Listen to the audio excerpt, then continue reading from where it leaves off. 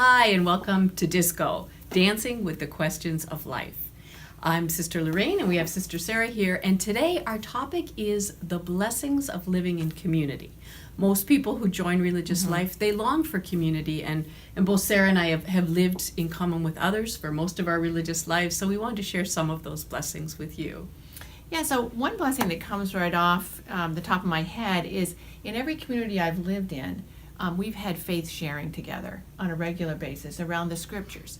And it's so wonderful to hear people really relate the scriptures to their everyday life and to hear, it's a real privilege to hear the way God is present in people's lives and the way the person relates to God. And it's very edifying for me. I too, that's probably one of my highlights too. I always feel like I get to know people on a deeper level when we faith share together, and especially the people you live with, and it actually increases my own patience with people, and hopefully with myself, and theirs with me too. So that is probably one of the biggest highlights for me of living in common. And I guess the other thing too would be, sometimes maybe you've had a long day at work and or some tough stuff's come up at your ministry and you're driving home, and I'll admit sometimes I think, I just wish I were going to be on my own.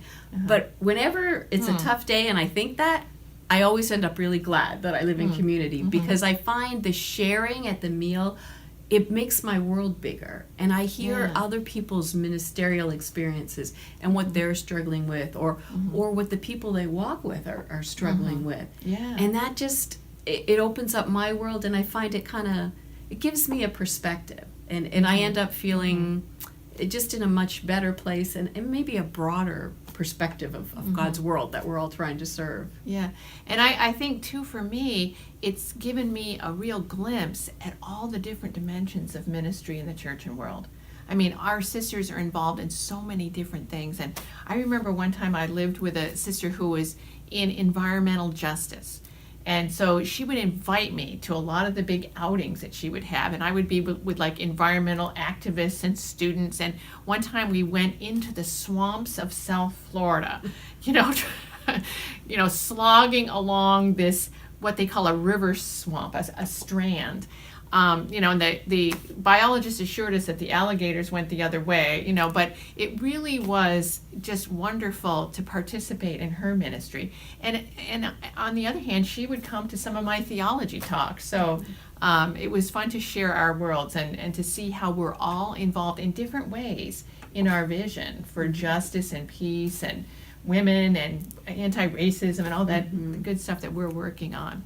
That really touches on too that just the sense of support you get, like when you can come home and someone can say, oh look, you're really busy tonight, you go and I'll finish the dishes, or somewhere people you can brainstorm with or discern with about what's going on, and it's just like someone has your back and you've got someone else's back right there where you live, and it really is very helpful and a beautiful witness and experience. Right, and I think of like some of the when you lose your parents to death, or you deal with some of the real sufferings of life, and people are so supportive and keep you going, and that's just been a beauty of community for me.